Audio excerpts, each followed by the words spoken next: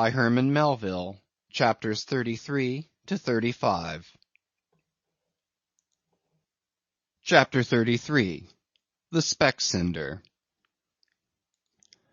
Concerning the officers of the whale-craft, this seems as good a place as any to set down a little domestic peculiarity on shipboard, arising from the existence of the harpooneer class of officers, a class unknown, of course, in any other marine than the whale fleet. The large importance attached to the harpooneer's vocation is evinced by the fact that originally, in the old Dutch fishery, 2 centuries or more ago, the command of a whale ship was not wholly lodged in the person now called the captain, but was divided between him and an officer called the Speck-Cinder. Literally, this word means fat cutter.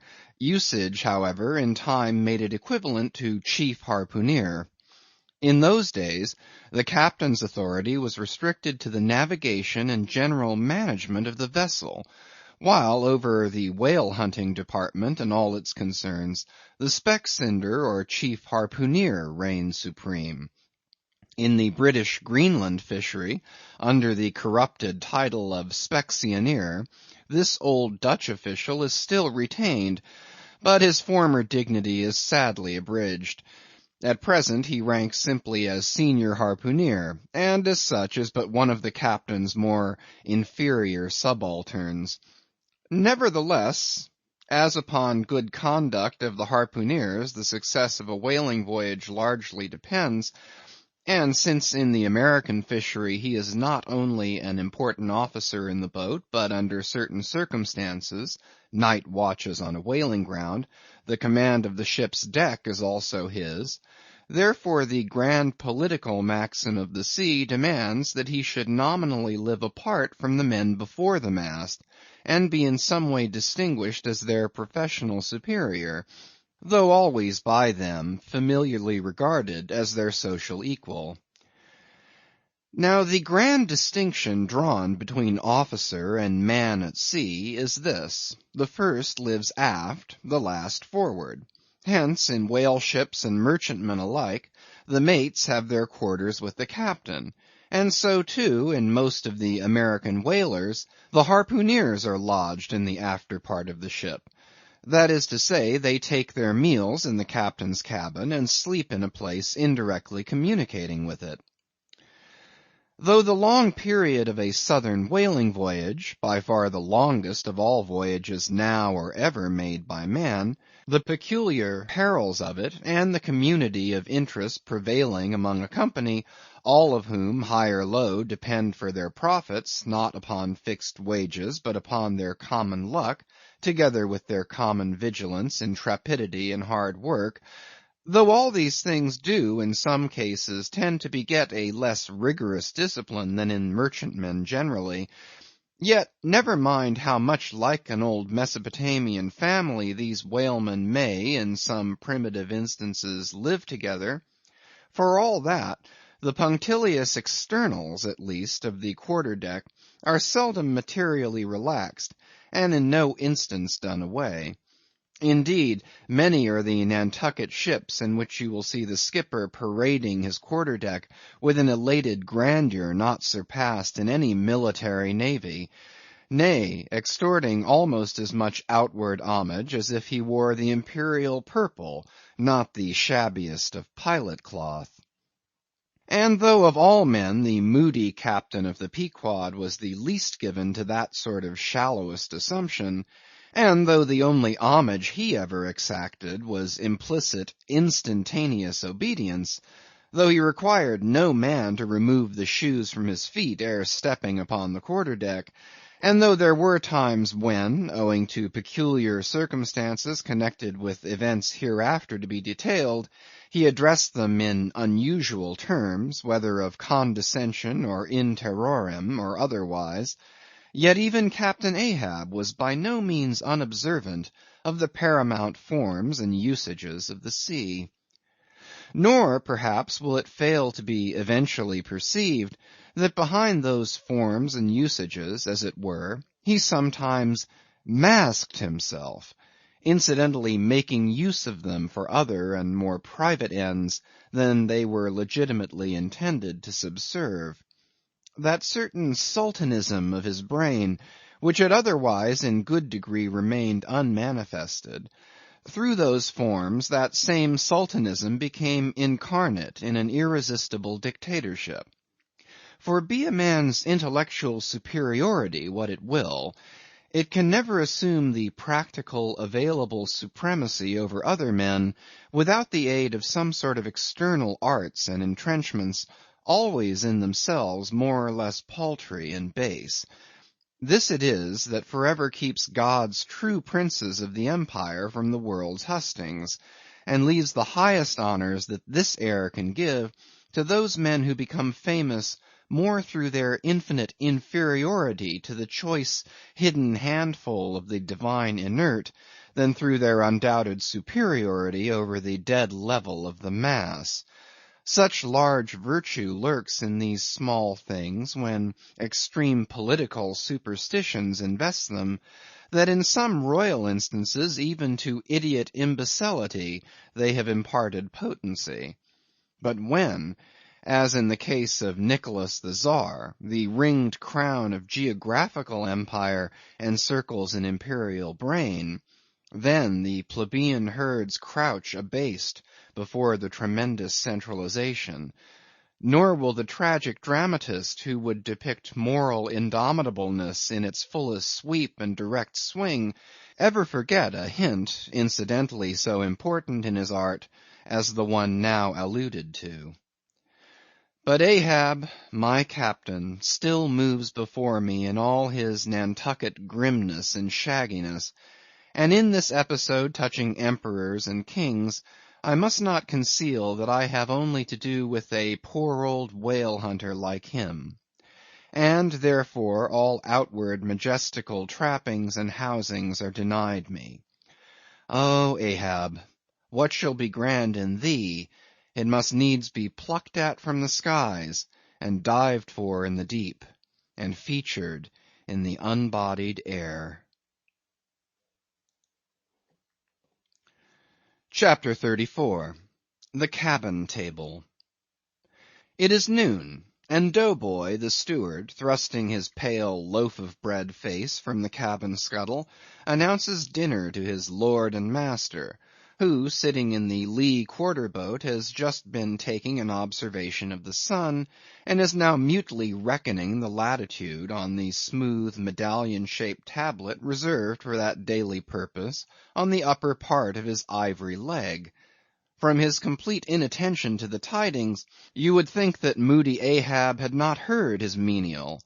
But presently, catching hold of the mizzen shrouds, he swings himself to the deck, and in an even, unexhilarated voice, saying, "Dinner, Mr. Starbuck," disappears into the cabin. When the last echo of his sultan's step has died away, and Starbuck, the first Emir, has every reason to suppose that he is seated, then Starbuck rouses from his quietude, takes a few turns along the planks, and after a grave peep into the binnacle, says with some touch of pleasantness, "Dinner, Mr. Stubb," and descends the scuttle. The second Emir lounges about the rigging awhile, and then slightly shaking the main brace to see whether it will be all right with that important rope, he likewise takes up the old burden, and with a rapid "Dinner, Mr. Flask," follows after his predecessors. But the third Emir, now seeing himself all alone on the quarter-deck, seems to feel relieved from some curious restraint, for tipping all sorts of knowing winks in all sorts of directions, and kicking off his shoes, he strikes into a sharp but noiseless squall of a hornpipe right over the Grand Turk's head, and then by a dexterous sleight, pitching his cap up into the mizzen-top for a shelf, he goes down rollicking, so far at least as he remains visible from the deck, reversing all other processions by bringing up the rear with music. But ere stepping into the cabin doorway below, he pauses, ships a new face altogether, and then, independent, hilarious little Flask enters King Ahab's presence, in the character of Abjectus or the slave. It is not the least among these strange things bred by the intense artificialness of sea usages, that while in the open air of the deck some officers will, upon provocation, bear themselves boldly and defyingly enough towards their commander, yet 10 to 1 let those very officers the next moment go down to their customary dinner in that same commander's cabin, and straightway their inoffensive, not to say deprecatory and humble air towards him as he sits at the head of the table, this is marvellous, sometimes most comical. Wherefore this difference? A problem? Perhaps not. To have been Belshazzar, king of Babylon, and to have been Belshazzar not haughtily but courteously, therein certainly must have been some touch of mundane grandeur. But he who, in the rightly regal and intelligent spirit, presides over his own private dinner table of invited guests, that man's unchallenged power and dominion of individual influence for a time, that man's royalty of state, transcends Belshazzar's, for Belshazzar was not the greatest. He who has but once dined his friends has tasted what it is to be Caesar. It is a witchery of social czarship which there is no withstanding. Now, if to this consideration you superadd the official supremacy of a shipmaster, then by inference you will derive the cause of that peculiarity of sea life just mentioned. Over his ivory inlaid table, Ahab presided like a mute maned sea lion on the white coral beach, surrounded by his warlike but still deferential cubs. In his own proper turn each officer waited to be served. They were as little children before Ahab, and yet in Ahab there seemed not to lurk the smallest social arrogance. With one mind their intent eyes all fastened upon the old man's knife, as he carved the chief dish before him. I do not suppose that for the world they would have profaned that moment with the slightest observation, even upon so neutral a topic as the weather. No. And when reaching out his knife and fork, between which the slice of beef was locked, Ahab thereby motioned Starbuck's plate towards him, the mate received his meat as though receiving alms, and cut it tenderly, and a little started if, perchance, the knife grazed against the plate, and chewed it noiselessly, and swallowed it not without circumspection. For, like the coronation banquet at Frankfurt, where the German emperor profoundly dines with the 7 imperial electors, so these cabin meals were somehow solemn meals, eaten in awful silence, and yet at table old Ahab forbade not conversation, only he himself was dumb. What a relief it was to choking Stubb when a rat made a sudden racket in the hold below. And poor little Flask, he was the youngest son, and little boy of this weary family party. His were the shin bones of the saline beef, his would have been the drumsticks. For Flask to have presumed to help himself, this must have seemed to him tantamount to larceny in the first degree. Had he helped himself at that table, doubtless never more would he have been able to hold his head up in this honest world. Nevertheless, strange to say, Ahab never forbade him. And had Flask helped himself, the chances were Ahab had never so much as noticed it. Least of all did Flask presume to help himself to butter. Whether he thought the owners of the ship denied it to him, on account of its clouding his clear, sunny complexion, or whether he deemed that on so long a voyage in such marketless waters, butter was at a premium, and therefore was not for him a subaltern, however it was, Flask, alas, was a butterless man. Another thing, Flask was the last person down at dinner, and Flask is the first man up. Consider, for hereby Flask's dinner was badly jammed in point of time. Starbuck and Stubb both had the start of him, and yet they also have the privilege of lounging in the rear. If Stubb even, who is but a peg higher than Flask, happens to have but a small appetite, and soon shows symptoms of concluding his repast, then Flask must bestir himself. He will not get more than 3 mouthfuls that day, for it is against holy usage for Stubb to precede Flask to the deck. Therefore it was that Flask once admitted in private, that ever since he had arisen to the dignity of an officer, from that moment he had never known what it was to be otherwise than hungry, more or less. For what he ate did not so much relieve his hunger, as keep it immortal in him. Peace and satisfaction, thought Flask, have forever departed from my stomach. I am an officer, but how I wish I could fish a bit of old-fashioned beef in the forecastle as I used to when I was before the mast. There's the fruits of promotion now. There's the vanity of glory. There's the insanity of life.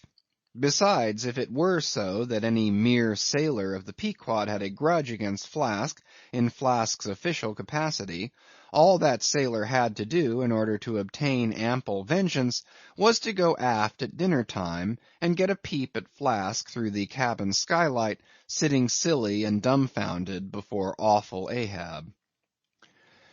Now Ahab and his 3 mates formed what may be called the first table in the Pequod's cabin. After their departure, taking place in inverted order to their arrival, the canvas cloth was cleared, or rather was restored to some hurried order by the pallid steward, and then the 3 harpooneers were bidden to the feast, they being its residuary legatees. They made a sort of temporary servants' hall of the high and mighty cabin. In strange contrast to the hardly tolerable constraint and nameless invisible domineerings of the captain's table, was the entire carefree license and ease, the almost frantic democracy of those inferior fellows, the harpooneers. While their masters, the mates, seemed afraid of the sound of the hinges of their own jaws, the harpooneers chewed their food with such a relish that there was a report to it. They dined like lords. They filled their bellies like Indian ships all day loading with spices. Such portentous appetites had Queequeg and Tashtego, that to fill out the vacancies made by the previous repast, often the pale doughboy was fain to bring on a great baron of salt junk, seemingly quarried out of the solid ox. And if he were not lively about it, if he did not go with a nimble hop, skip, and a jump, then Tashtego had an ungentlemanly way of accelerating him by darting a fork at his back, harpoon-wise. And once Daggoo, seized with a sudden humor, assisted Doughboy's memory by snatching him up bodily, and thrusting his head into a great empty wooden trencher, while Tashtego, knife in hand, began laying out the circle preliminary to scalping him. He was naturally a very nervous, shuddering sort of little fellow, this bread-faced steward, the progeny of a bankrupt baker and a hospital nurse. And what with the standing spectacle of the black terrific Ahab and the periodical tumultuous visitations of these 3 savages, Doughboy's whole life was one continual lip-quiver. Commonly, after seeing the harpooneers furnished with all things they demanded, he would escape from their clutches into his little pantry adjoining, and fearfully peep out at them through the blinds of its door till all was over. It was a sight to see Queequeg seated over against Tashtego, opposing his filed teeth to the Indians; crosswise to them, Daggoo seated on the floor, for a bench would have brought his hearse-plumed head to the low carlines, at every motion of his colossal limbs making the low cabin framework to shake, as when an African elephant goes passenger in a ship. But for all this, the great negro was wonderfully abstemious, not to say dainty. It seemed hardly possible that by such comparatively small mouthfuls he could keep up the vitality diffused through so broad, baronial, and superb a person. But, doubtless, this noble savage fed strong and drank deep of the abounding element of air, and through his dilated nostrils snuffed in the sublime life of the worlds. Not by beef or by bread are giants made or nourished. But Queequeg, He had a mortal barbaric smack of the lip in eating, an ugly sound enough, so much so that the trembling doughboy almost looked to see whether any marks of teeth lurked in his own lean arms. And when he would hear Tashtego singing out for him to produce himself, that his bones might be picked, the simple-witted steward all but shattered the crockery hanging round him in the pantry by his sudden fits of the palsy. Nor did the whetstone which the harpooneers carried in their pockets for their lances and other weapons, and with which whetstones at dinner they would ostentatiously sharpen their knives, that grating sound did not at all tend to tranquilize poor Doughboy. How could he forget that in his island days Queequeg for one must certainly have been guilty of some murderous convivial indiscretions? Alas, Doughboy! Hard fares the white waiter who waits upon cannibals. Not a napkin should he carry on his arm, but a buckler. In good time, though, to his great delight, the three salt sea warriors would rise and depart, to his credulous, fable-mongering ears all their martial bones jingling in them at every step, like Moorish scimitars in scabbards. But though these barbarians dined in the cabin, and nominally lived there, still, being anything but sedentary in their habits, they were scarcely ever in it except at meal times, and just before sleeping time, when they passed through it to their own peculiar quarters. In this one matter Ahab seemed no exception to most American whale captains, who, as a set, rather incline to the opinion that by rights the ship's cabin belongs to them, and that it is by courtesy alone that anybody else is at any time permitted there. So that in real truth the mates and harpooneers of the Pequod might more properly be said to have lived out of the cabin than in it. For when they did enter it, it was something as a street door enters a house, turning inwards for a moment, only to be turned out the next, and as a permanent thing residing in the open air. Nor did they lose much hereby. In the cabin was no companionship. Socially, Ahab was inaccessible. Though nominally included in the census of Christendom, he was still alien to it. He lived in the world as the last of the grizzly bears lived in settled Missouri. And as when spring and summer had departed, that wild Logan of the woods, burying himself in the hollow of a tree, lived out the winter there, sucking his own paws, so in his inclement, howling old age, Ahab's soul, shut up in the caved trunk of his body, there fed upon the sullen paws of its gloom. Chapter 35. The Masthead. It was during the more pleasant weather that in due rotation with the other seamen, my first masthead came round. In most American whalemen, the mastheads are manned almost simultaneously with the vessel's leaving her port, even though she may have 15,000 miles and more to sail ere reaching her proper cruising ground. And if, after a 3, 4, or 5 years' voyage, she is drawing nigh home with anything empty in her, say an empty vial even, then her mastheads are kept manned to the last, and not till her skysail poles sail in amongst the spires of the port does she altogether relinquish the hope of capturing one whale more.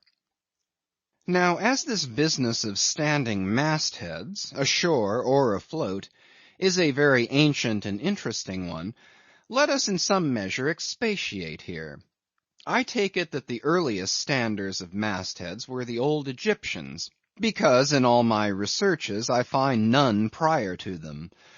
For though their progenitors, the builders of Babel, must doubtless by their tower have intended to rear the loftiest masthead in all Asia or Africa either, yet, ere the final truck was put to it, as that great stone mast of theirs may be said to have gone by the board, in the dread gale of God's wrath, therefore we cannot give these Babel builders priority over the Egyptians.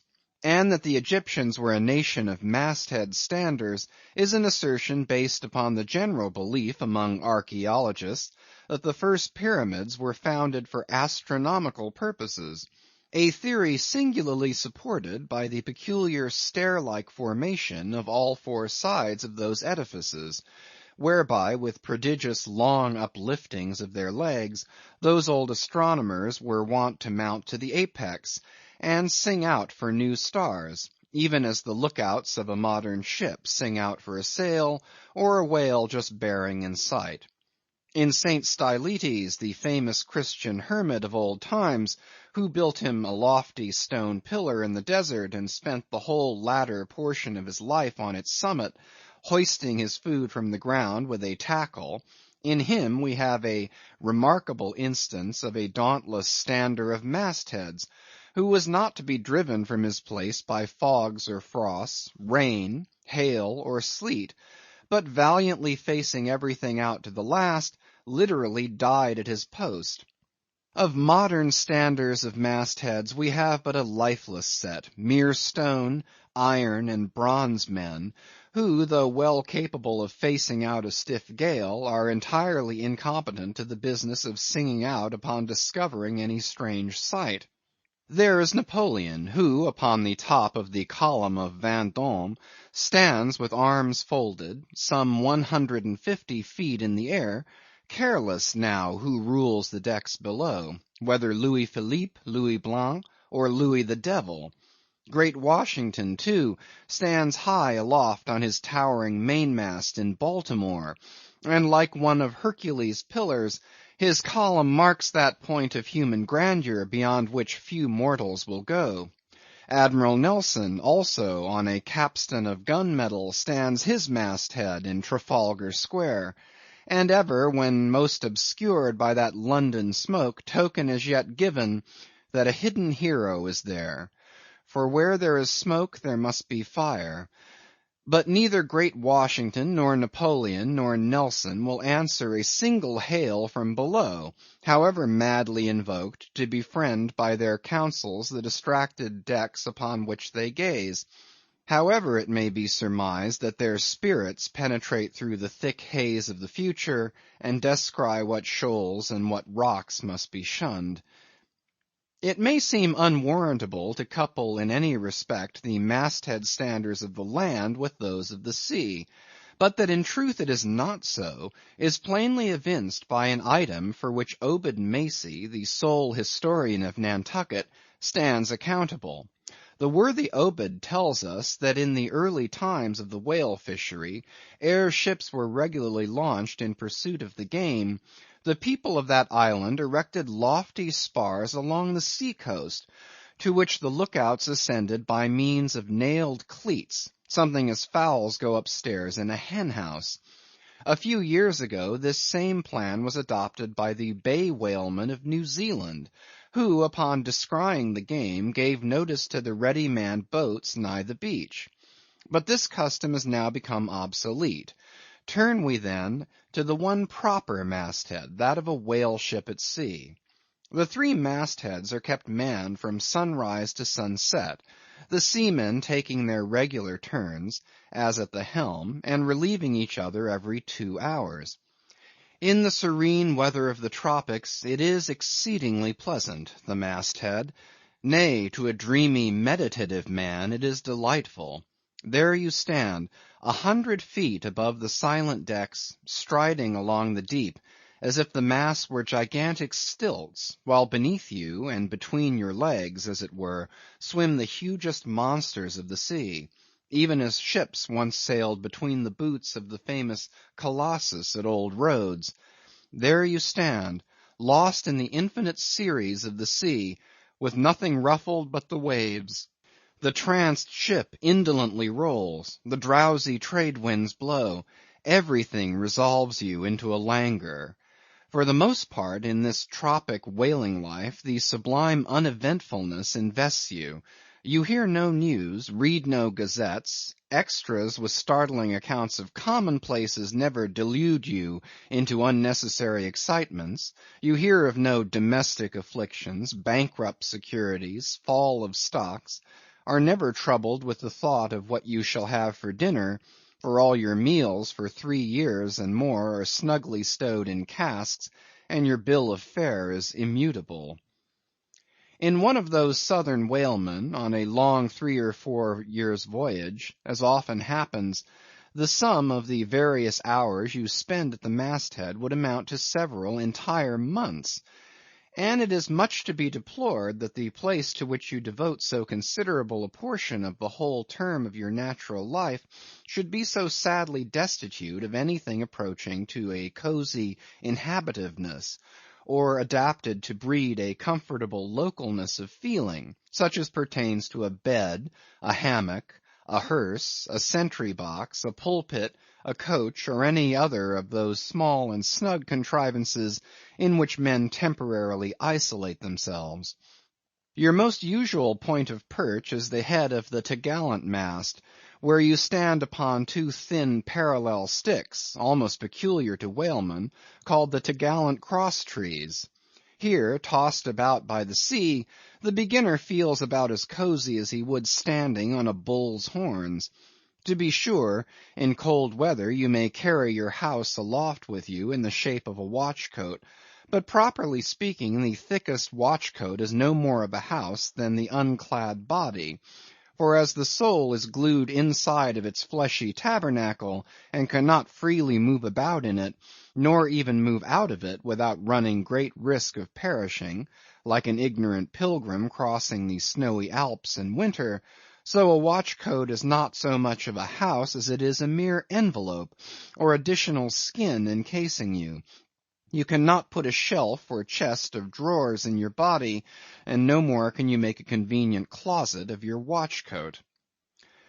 Concerning all this, it is much to be deplored that the mastheads of a southern whale ship are unprovided with those enviable little tents or pulpits called crow's nests, in which the lookouts of a Greenland whaler are protected from the inclement weather of the frozen seas.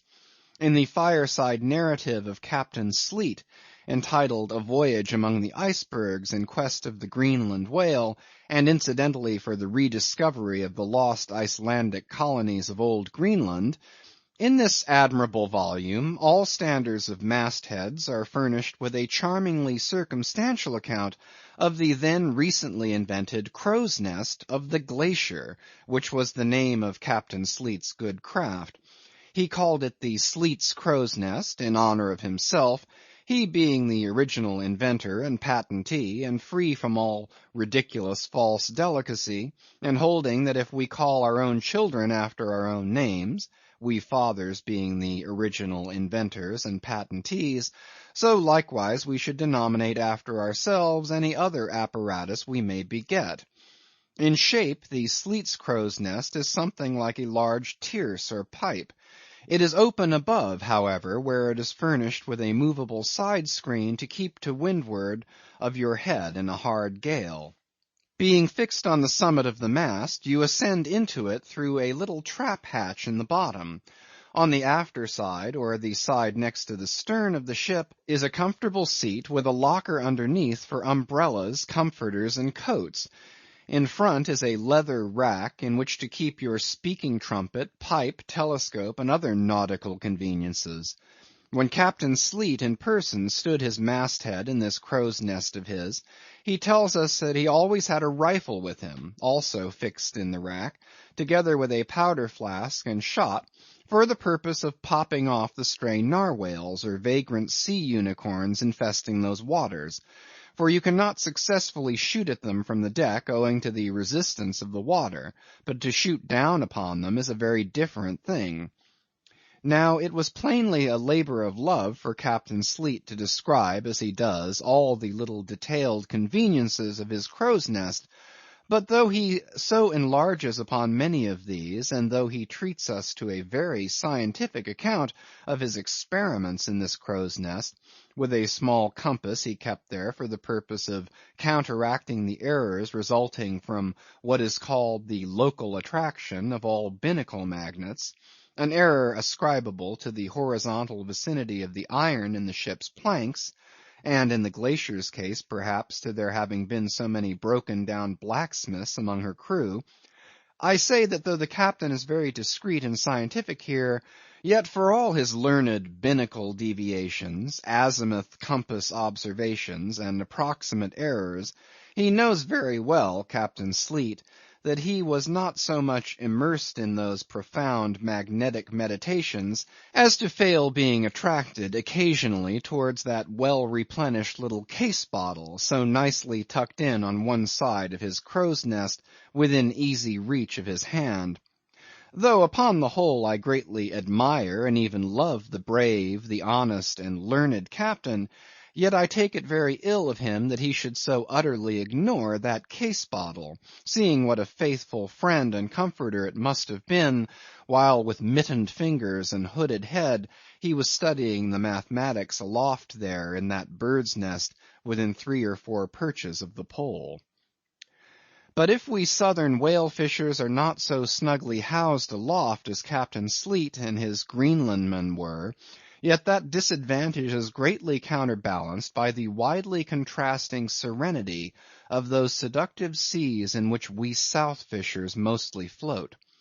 For one, I used to lounge up in the rigging very leisurely, resting in the top to have a chat with Queequeg, or any one else off duty whom I might find there. Then ascending a little way further, and throwing a lazy leg over the topsail yard, take a preliminary view of the watery pastures, and so at last mount to my ultimate destination. Let me make a clean breast of it here, and frankly admit that I kept but sorry guard. With the problem of the universe revolving in me, how could I, being left completely to myself, at such a thought-engendering altitude, how could I but lightly hold my obligations to observe all whale ships' standing orders, keep your weather eye open, and sing out every time? And let me in this place movingly admonish you, you ship owners of Nantucket, beware of enlisting in your vigilant fisheries any lad with lean brow and hollow eye, given to unseasonable meditativeness, and who offers to ship with the Phaedon instead of Bowditch in his head. Beware of such a one, I say. Your whales must be seen before they can be killed, and this sunken-eyed young Platonist will tow you 10 wakes round the world, and never make you 1 pint of sperm the richer. Nor are these monitions at all unneeded. For nowadays the whale fishery furnishes an asylum for many romantic, melancholy, and absent-minded young men, disgusted with the carking cares of earth, and seeking sentiment in tar and blubber. Childe Harold not infrequently perches himself upon the masthead of some luckless, disappointed whale ship, and in moody phrase ejaculates, "Roll on, thou deep, dark blue ocean, roll. 10,000 blubber hunters sweep over thee in vain." Very often do the captains of such ships take those absent-minded young philosophers to task, upbraiding them with not feeling sufficient interest in the voyage, half hinting that they are so hopelessly lost to all honorable ambition, as that in their secret souls they would rather not see whales than otherwise. But all in vain. Those young Platonists have a notion that their vision is imperfect. They are short-sighted. What use then to strain the visual nerve? They have left their opera glasses at home. "Why, thou monkey," said a harpooneer to one of these lads, "we've been cruising now hard upon 3 years, and thou hast not raised a whale yet. Whales are scarce as hen's teeth whenever thou art up here." Perhaps they were. Or perhaps there might have been shoals of them in the far horizon, but lulled into such an opium-like listlessness of vacant, unconscious reverie, is this absent-minded youth by the blending cadence of waves with thoughts, that at last he loses his identity, takes the mystic ocean at his feet for the visible image of that deep, blue, bottomless soul pervading mankind and nature, and every strange, half-seen, gliding, beautiful thing that eludes him, every dimly discovered, uprising fin of some undiscernible form seems to him the embodiment of those elusive thoughts that only people the soul by continually flitting through it. In this enchanted mood, Thy spirit ebbs away to whence it came, becomes diffused through time and space, like Cramer's sprinkled pantheistic ashes, forming at last a part of every shore the round globe over.